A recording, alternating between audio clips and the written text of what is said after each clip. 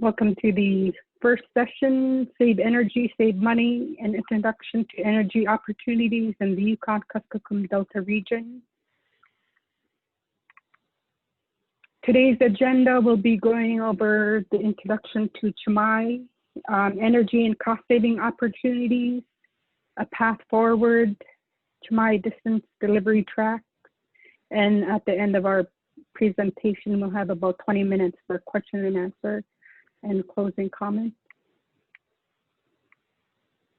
Meet the CEMAI team. I'm Bertha Prince, the Energy Program Manager. I'm originally from St. Mary's. Christy Williams is the Government Relations Manager for Calista Corporation, and Natalie Hansen is the Executive Director for New Vista Light and Electric Cooperative. Our partners and technical service providers are Brian Hirsch, Tim Leach, Devany Plantovich, and Tashina Duddle. Purpose of CEMAI: in 2016, a little bit of a project background. Calista Corporation received a grant from Department of Energy, Indian Energy, to establish an intertribal energy providers network in the Yukon-Kuskokwim region.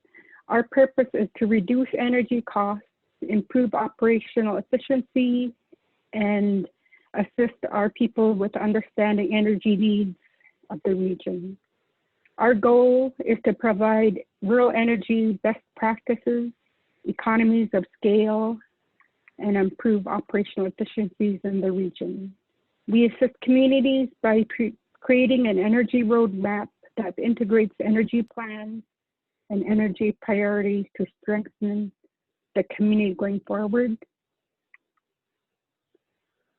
Program objectives: provide access to multi-level expertise to address the existing challenges in the region, nurture the creation of regional support networks, increase access to regional, state, and federal energy initiatives, and align the YK Delta energy and economic needs and reduce energy costs.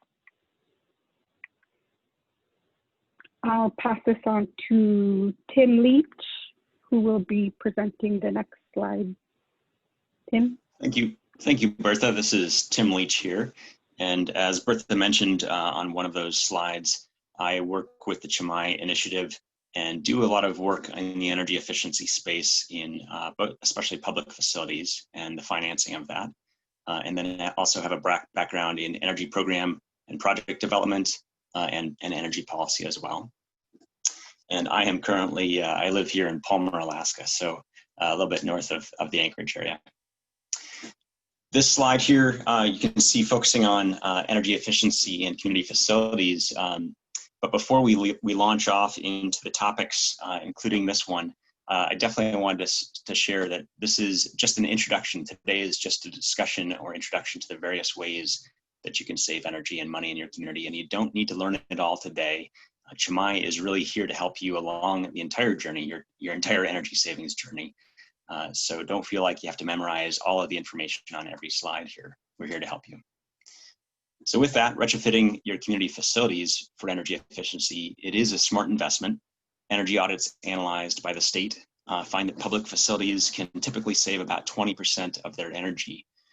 Reducing energy expenditures does free up budget for your core functions and can allow you to provide more services to your community as a result.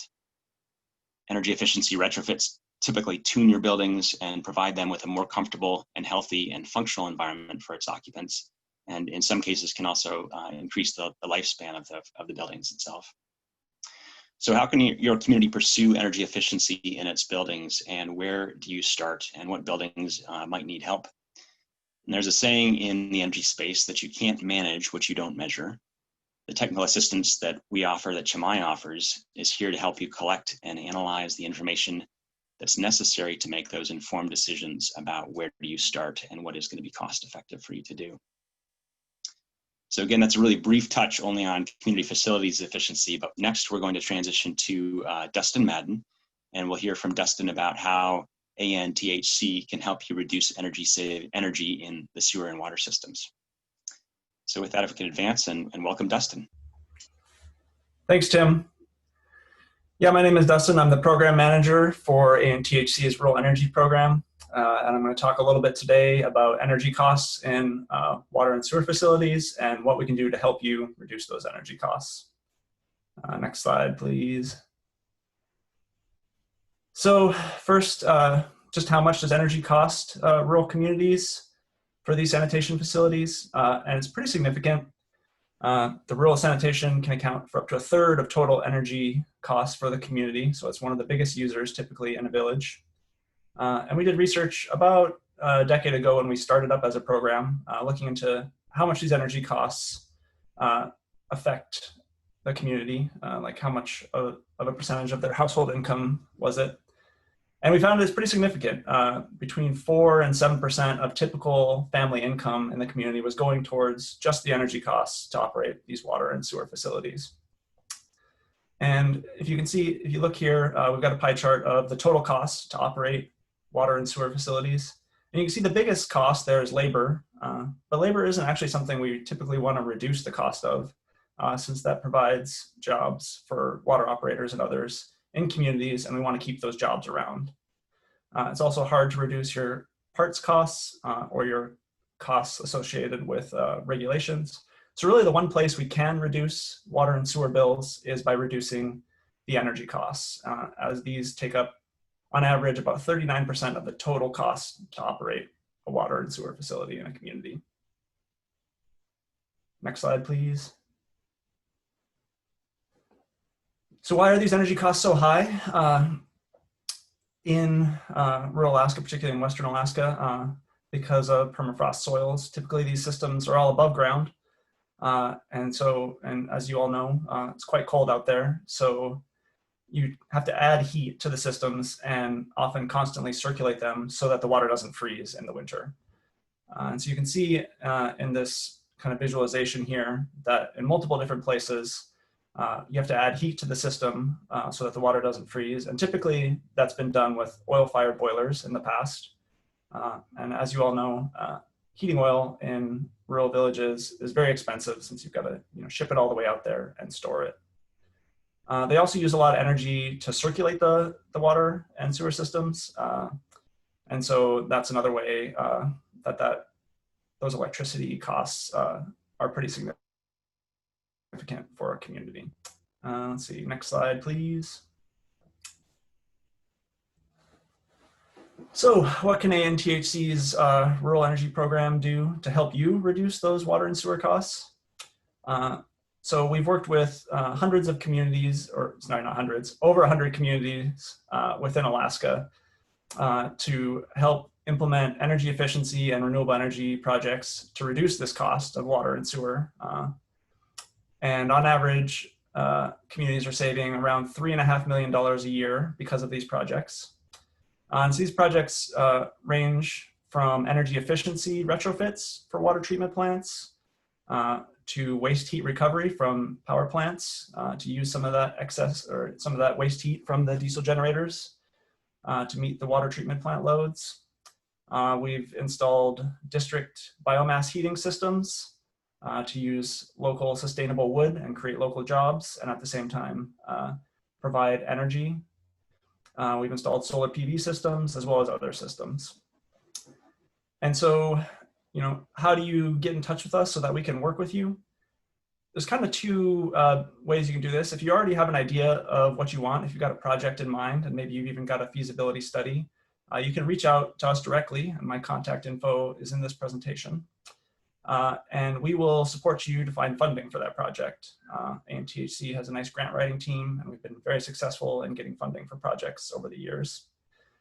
Then we can also help develop and manage that project so that we see it through until it's fully installed in the community, commissioned, and operating as designed. If you're not sure what kind of project you want to implement to reduce the costs of your water and sewer, a really great option that we have right now is to request technical assistance through DOE's Office of Indian Energy.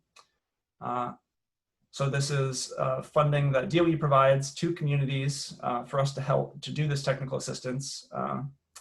And things we can do include strategic energy planning with the community, help you decide what are the best options for your community to reduce your energy costs.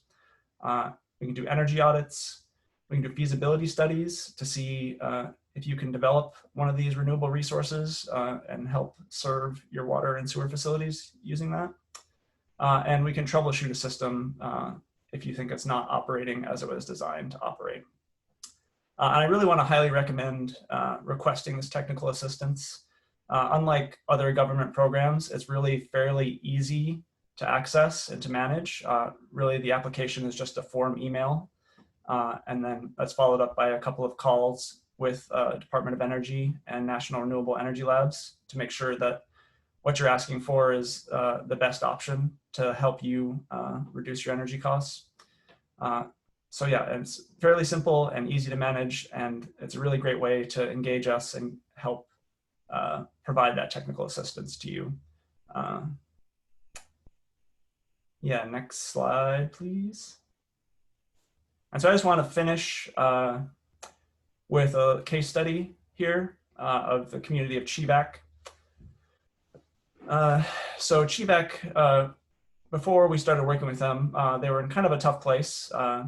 They didn't really have any funding in their reserve account for their sanitation facilities, meaning, if there were some kind of major part that was needed, they wouldn't have had the funding for that, and it would have caused significant problems. And so they did a couple of things. One, they joined our Alaska Rural Utility Collaborative, or ARUC group. And the other thing they did is they worked with us to implement projects to help reduce their cost of energy. And so we worked with them. We did an energy audit and retrofit on their water treatment plant to reduce their operating costs there, as well as provided some training to the water operators so that they could continue to keep those energy costs low. We installed an electric boiler to use the excess wind that the community was producing to provide some of that heat to their water treatment plant.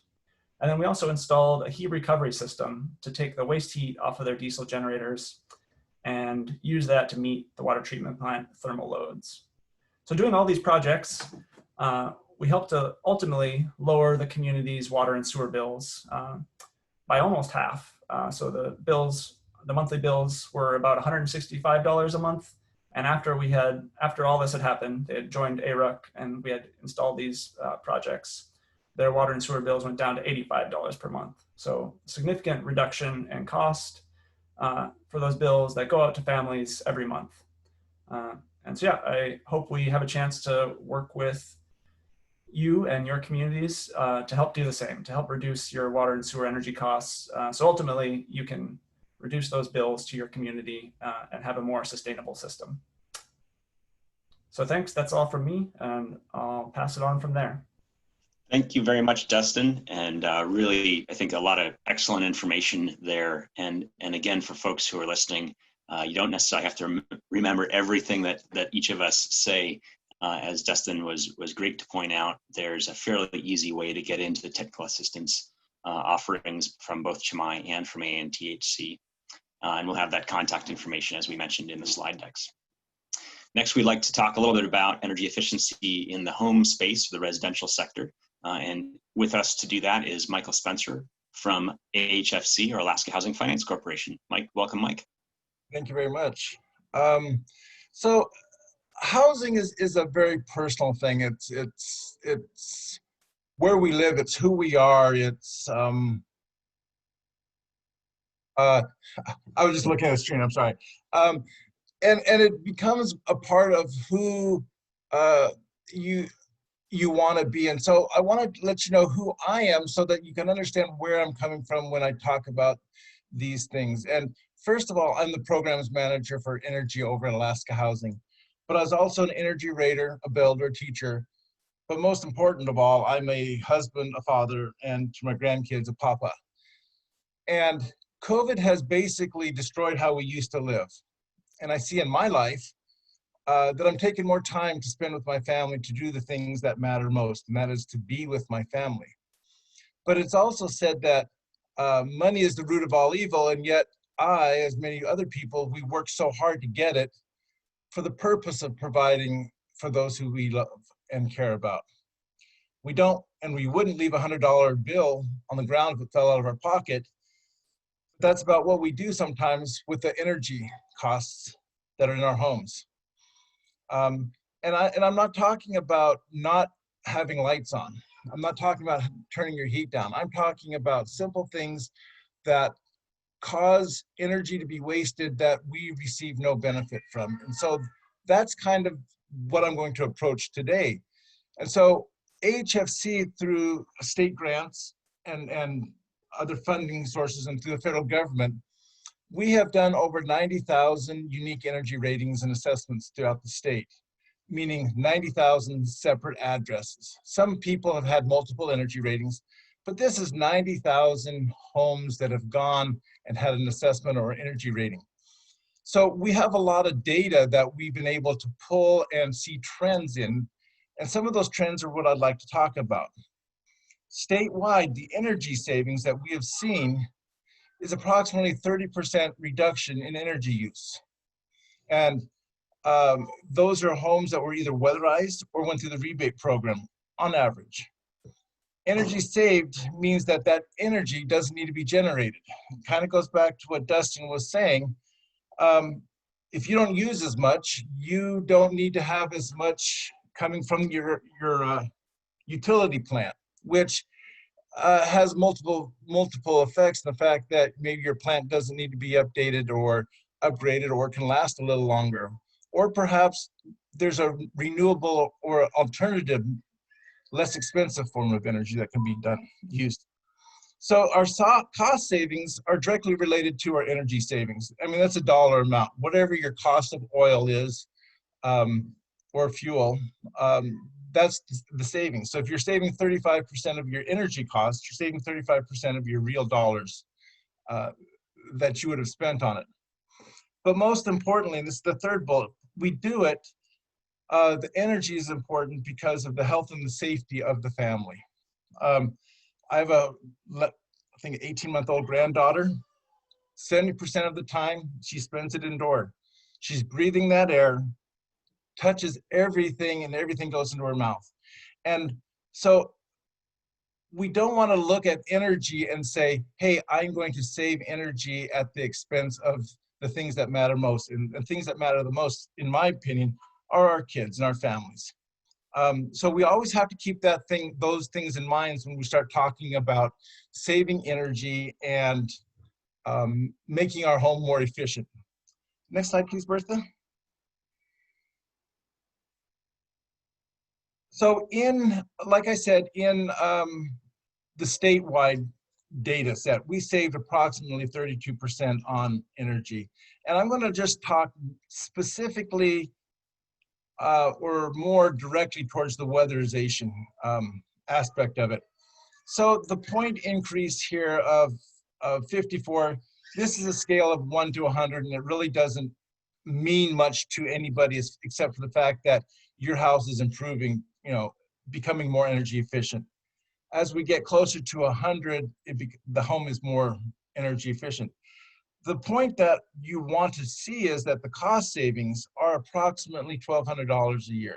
And this is in the YK Delta area. So this is your geographic area. And these are the savings that people were able to experience because of the weatherization program. Now, in this, with this next part, I'm going to give some warnings here. It is possible to weatherize a house in such a manner that it becomes unsafe. We all know, or most of us know, that if we have a fireplace and we don't provide enough air to that fireplace, it's going to give smoke into our house. That's harmful for us. That's seen. But there's unseen dangers that can also happen with improper weatherization of a home. And so I really want to stress the fact that we recommend that experts do the weatherization on the homes, and they look at the whole home as an entire package. How the air sealing gets done will affect how your appliances operate, how your what type of lighting will affect the insulation that you have in the attic. So the whole house is a system, and you can't touch one part without it affecting something else. But there are some things that you can probably look at and be pretty sure that you could fix and upgrade or get more energy efficient without it threatening the health and safety of the people. One of those is to unplug unused appliances and equipment. All equipment have a take and use electricity, and it's called a ghost load. So even though you might not be using the iron or the stove or the freezer, it's pulling electricity. One of the biggest things that pulls electricity are those Xboxes and TVs. They pull the TV doesn't pull that much energy, but the Xboxes and the other games typically pull a lot of energy out, especially when they're not being used, because they're trying to do backups and other programs type work. So unplug unused equipment can save a lot of money. We can also install or program heater thermostats. The Toyos, if there's a power outage, they can lose their programming, and you could be running on higher temperature settings than you want. Replace lighting with LED lights. The incandescent light or the CFL, they produce heat, which we see many times causing ice dams, causing the roof to heat up to a point where it's melting the snow and the ice. Insulating ceiling walls and floors through years of time and animals and kids. You know, a lot of times that insulation on the exterior of the house is visible, and that can be replaced. Wet insulation does not do any good. There's very little R value in wet insulation, and it also leads to the rotting of the house itself. Windows and doors can be replaced. And then making your equipment or your heating systems more efficient is also an option. Even if you take, you upgrade from, I have an open 55-gallon barrel that I've made and I'm using that for my heating system, perhaps and that's efficiency is usually right around 40%. Hey, maybe all you can get is something that somebody gave you from down the street and it's 70% more efficient. So anytime you can upgrade a heating system into something more efficient, or clean and tune the systems that you have so that they burn more efficient, is going to save you money. Next slide, please, Bertha. So I wanted to just point out the fact that there are a lot of funding opportunities. Weatherization program, AVCP, not B, but it's supposed to be a P, AVCP and Rural Cap have weatherization programs in that area. Funding is very scarce at the moment, so it's always an option you can try. But until the state decides to put more funding in there, it's going to be limited to whom can get served. But there's also loans and different types of financing that you can get. And all of these 2, 4, 5 that I have here are all programs that are geared also for the rural Alaska, not just the urban side of Alaska. So you need to talk to, if you're looking at trying to get a loan or getting some kind of financing, you can talk to your local lender. You can either talk to one of the banks, you can go to the AHFC website, or you can call them directly to get the kind of financing.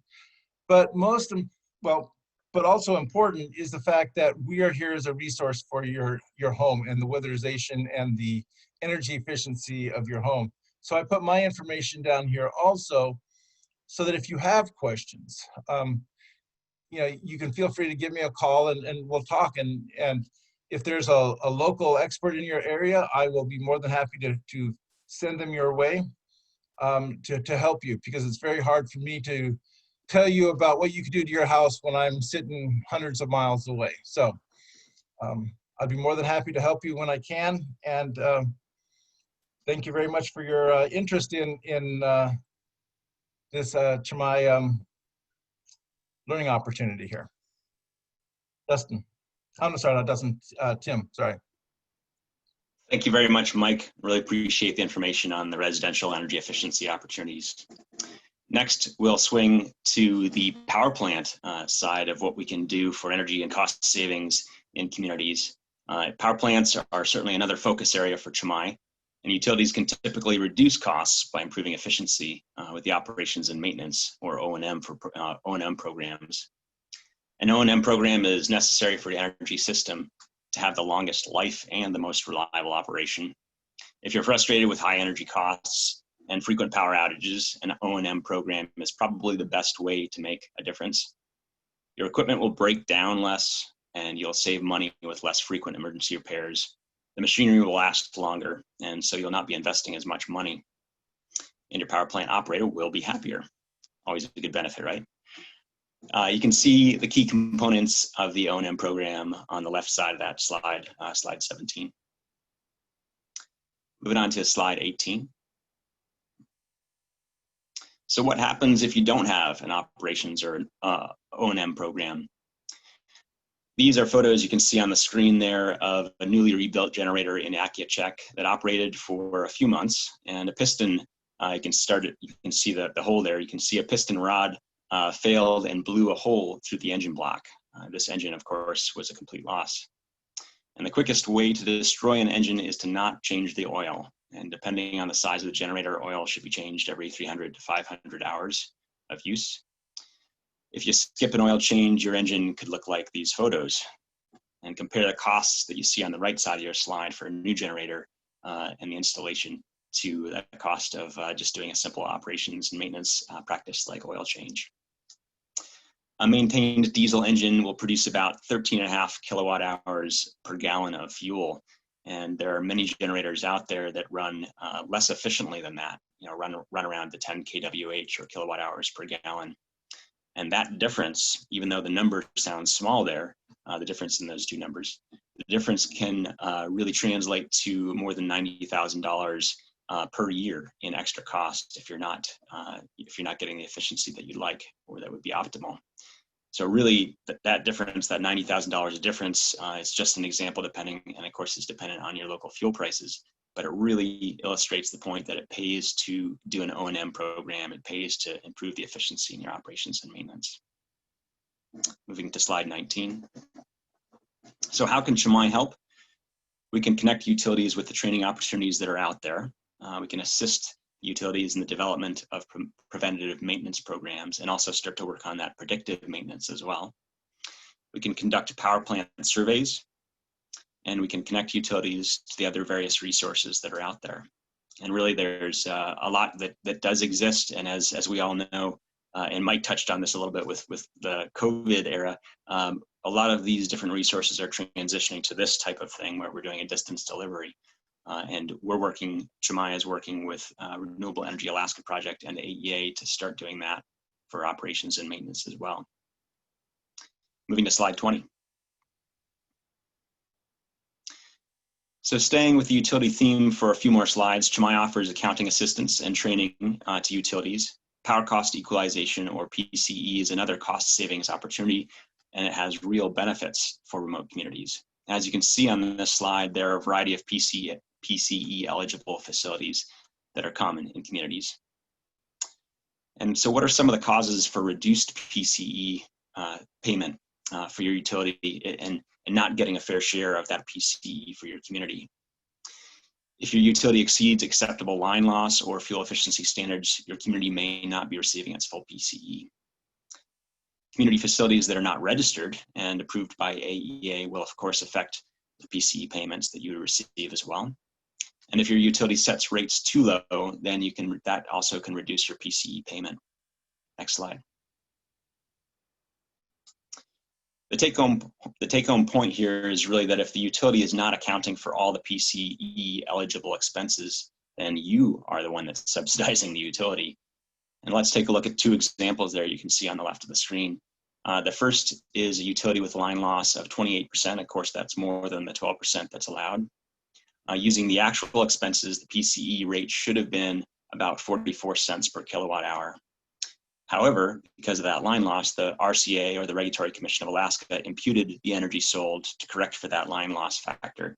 and basically reduced the PCE payment to about 28 cents per kilowatt hour. So that's a big difference in the amount of money that comes to those PCE eligible entities or facilities there. Big difference in the rate. The second example you can see is with the utility, where the utility was setting rates too low initially. And you can think, oh, that's probably beneficial for the consumer at the end of the day, right? Well, it turns out that the utility, because it was hesitant to raise rates and kept the rates to about 32 cents per kilowatt hour, and that affected or had the PCE rate of about 14 cents or almost 15 cents per kilowatt hour. With training, that utility was actually able to raise rates to meet its expenses or to match its expenses to about 95 cents per kilowatt hour. And that greatly increased the PCE payments to about 77 cents per kilowatt hour. So it increased the amount of money coming from that PCE program to the community for those eligible facilities. So really quite a lot of benefit and increased cost there. So yeah, what can we do to help you maximize PCE? CEMAI offers PCE and rate setting trainings that can help you align utility rates with the costs to properly maximize your PCE. And CEMAI also offers continued technical assistance as a follow-up to the training. And remember, this is the take-home point for PCE. If you are not maximizing PCE, then you, the individual, the consumer, are subsidizing the utility. Next slide. For the next few slides, we'll just do a quick touch on renewable energy here. And renewable energy spans quite a lot of different types of resources, of course, that you all probably know and can see on the top of the screen there, from wind to geothermal and many things in between. And the goal here, of course, of harnessing renewable energy resources is to produce more of the electricity from renewable energy and reduce your diesel fuel consumption. And there are two basic scenarios here that we really take advantage of or hope to take advantage of when we're working with communities. If you prepare renewable energy and some form of energy storage, it's possible to basically reduce the amount of runtime or hours on your diesel generator and reduce that fuel expense there. And you can do that over a short period of time where you're actually shutting diesel engines off.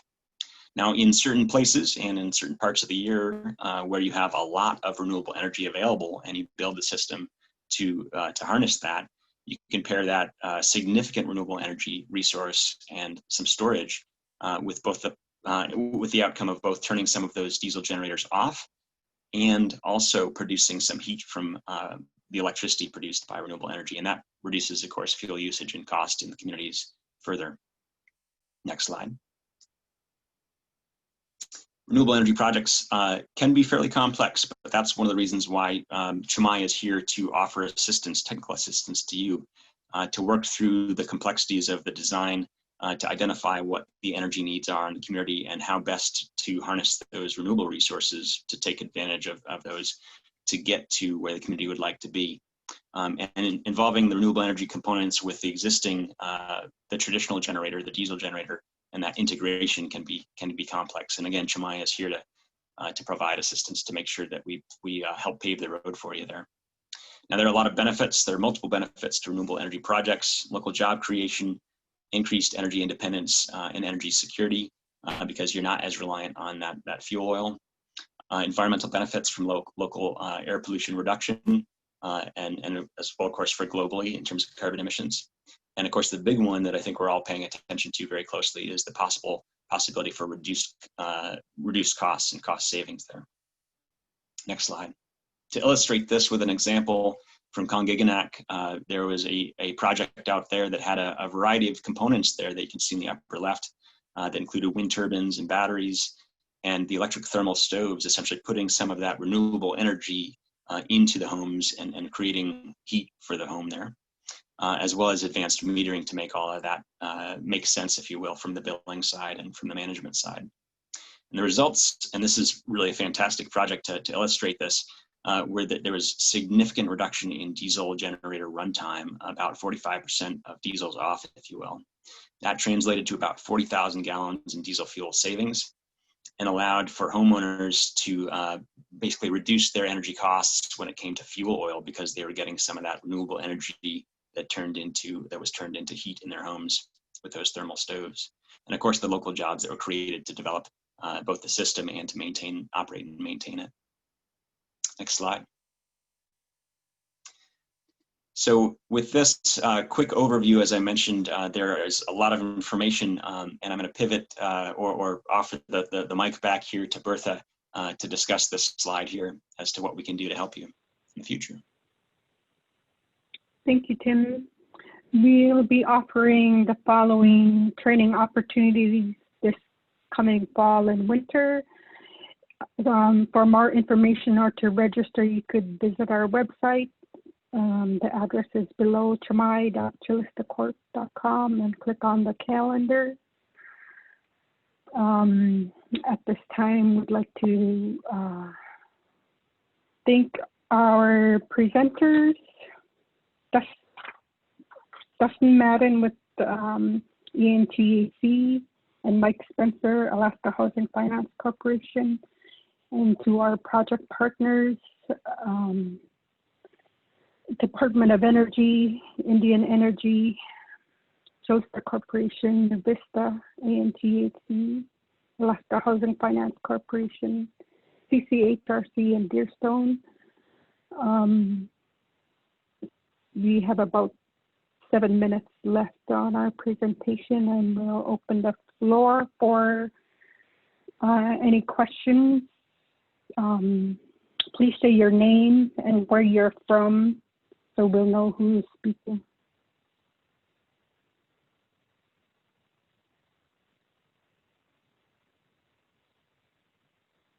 Any questions?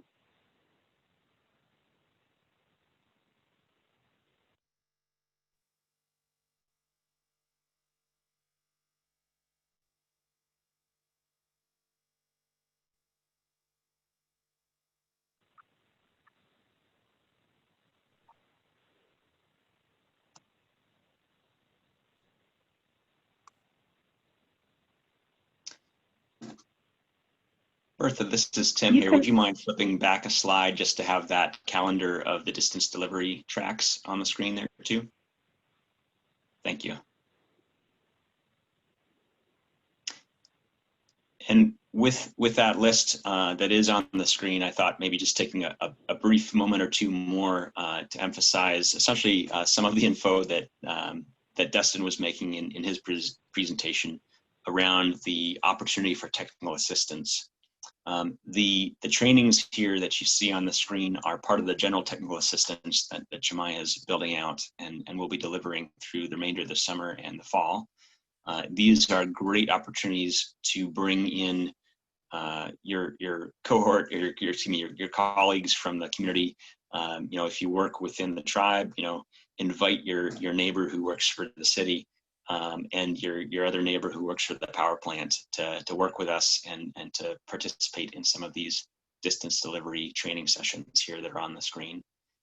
And then as Dustin was saying, the technical assistance that's more of a one-on-one type of an experience, definitely reach out to CEMAI and to ANTHC if there's a specific sewer and water project or need that you have in the community.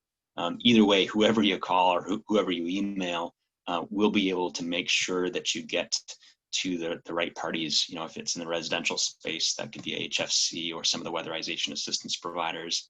If it's renewable energy or biomass or some form of community facilities work, you know, we'll bring the right types of resources to the table. Similar to Bertha, what you're saying, you know, the real purpose there and the objective for CEMAI is to connect the community needs with the right types of resources that are out there so that we can identify solutions to the challenges that you're facing. So just wanted to underscore that. And, you know, Bertha, to your point earlier, if there are questions that folks have, that Gail or Cynthia, I think I saw your names on the participant list here, let us know. We're here to listen to see what types of needs you may have and how we could address them through ongoing communication or training.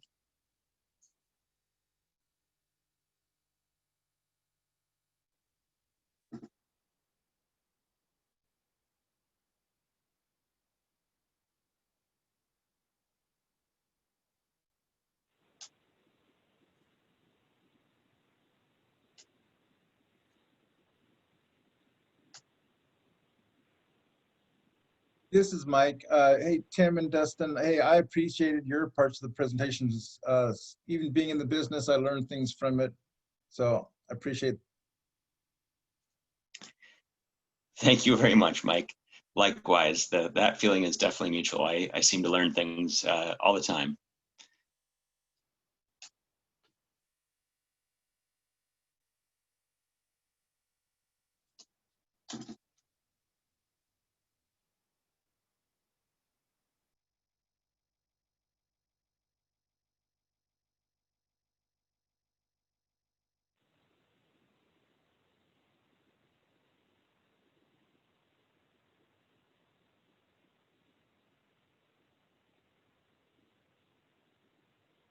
So would any of the participants on the call, if you have questions, you can always email me at